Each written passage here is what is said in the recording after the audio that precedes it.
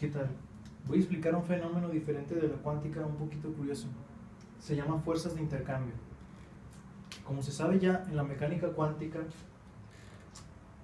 las partículas no se puede decir que están en algún lugar específico, sino que les es atribuida una longitud de onda. ¿Cómo una longitud de onda? Pues una cierta probabilidad de que estén en un lugar dependiendo de sus características. Esto da lugar a que ocurra un fenómeno que se llama superposición cuántica. ¿Esto qué quiere decir?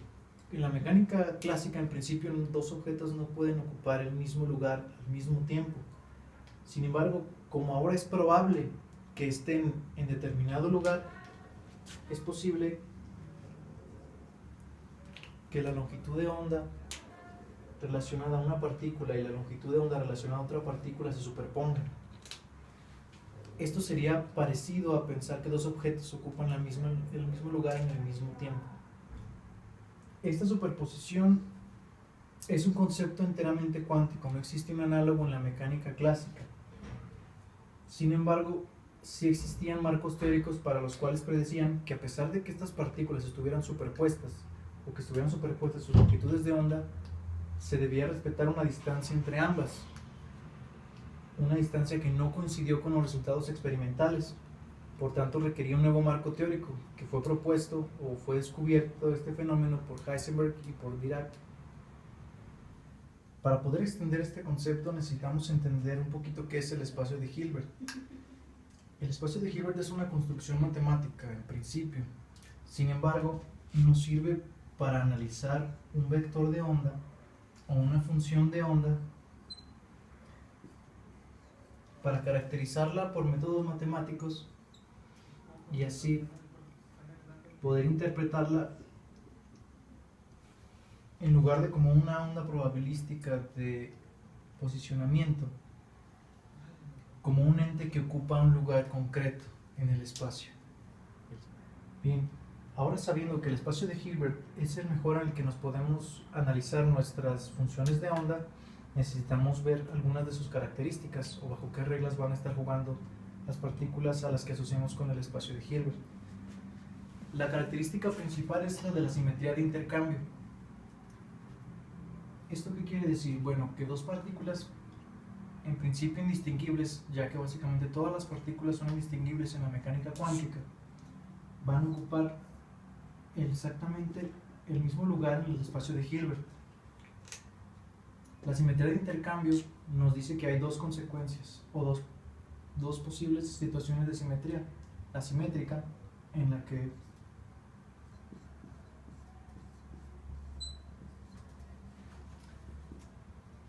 que no importa, en la que estas dos partículas conmutan y sus funciones de onda respectivas también conmutan.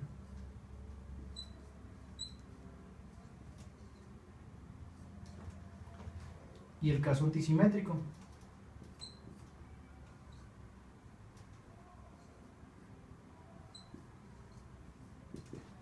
que simplemente nada más es agregar un signo negativo a la hora de conmutar los subíndices de las partículas para las longitudes de onda.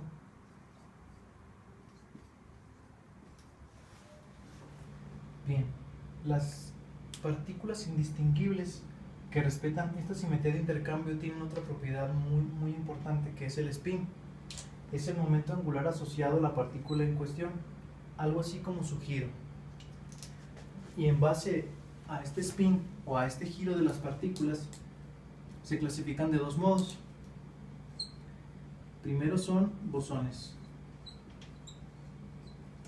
cuya característica es que su spin es entero, es decir, está cuantizado en números enteros. Si el spin no es entero, las partículas se llaman fermiones.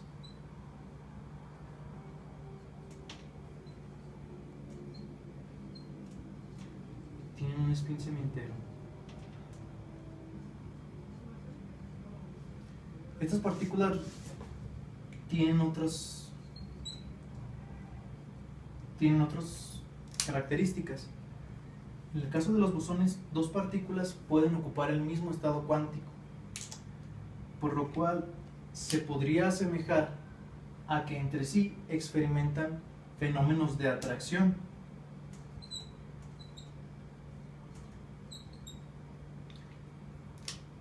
Es una interacción, no es una fuerza. En el caso de los fermiones, y a consecuencia del principio de exclusión de Paul, estas partículas no pueden ocupar el mismo estado cuántico. Por lo tanto, se observa un fenómeno de interacción entre ambas que podría entenderse como repulsión. En ninguno de los dos casos existe una fuerza. El concepto de fuerza de intercambio no existe, no es una fuerza, simplemente el resultado de la interacción que pueden tener estas partículas entre sí. Vamos a regresar al problema original, que es el de calcular la diferencia en la distancia esperada a la hora de la superposición de las partículas. Para esto se va a proponer primero una partícula A y una partícula B, cada una con sus respectivas longitudes de onda. Ambas existen en una dimensión y ambas están ortonormalizadas. La función de onda combinada para ambas partículas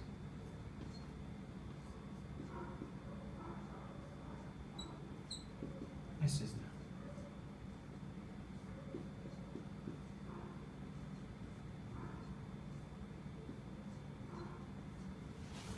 El valor esperado para esta configuración está dado por la siguiente igualdad.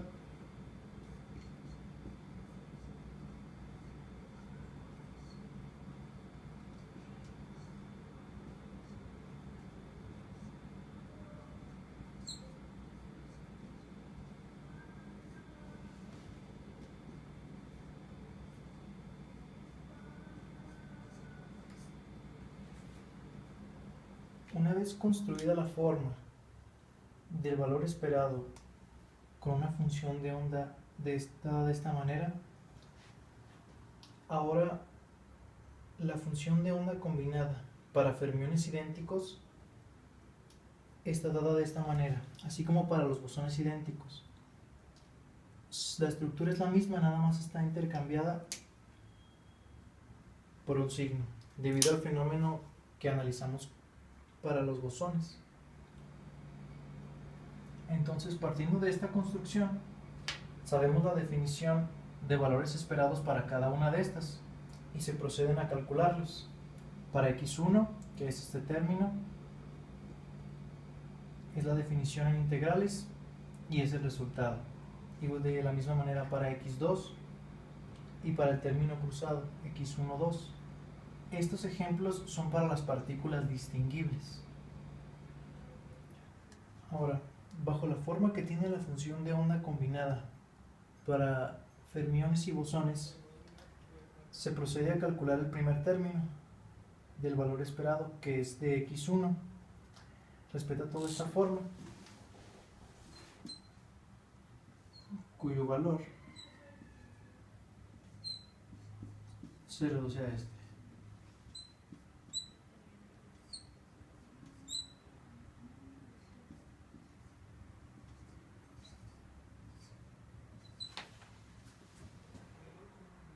Ahora bien, de manera análoga para x2 cuadrada,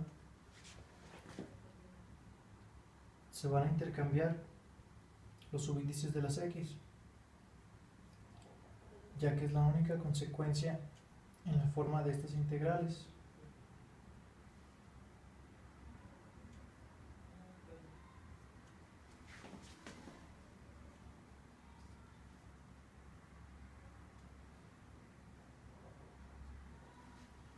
Aunque es un análogo, el resultado esta vez adquiere esta forma.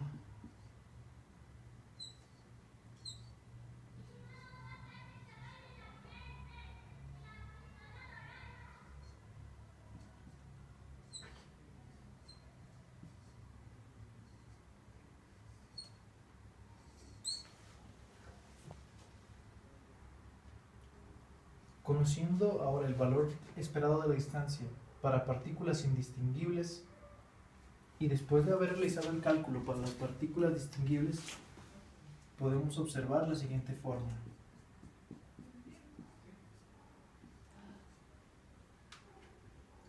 para partículas bosones o fermiones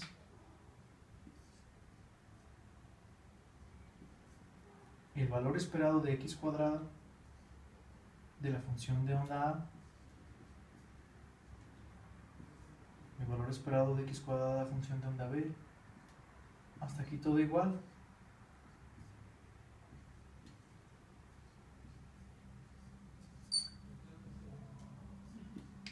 Más o menos el término distintivo.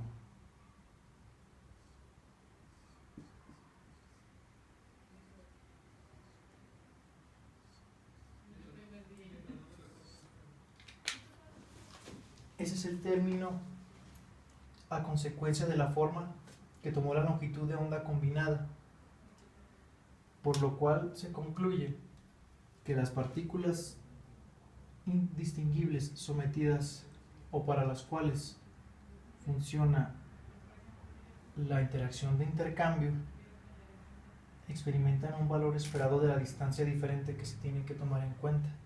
Esta fue la corrección a la que se concluyó y esa es la corrección que concluimos nosotros. Muchas gracias por su atención.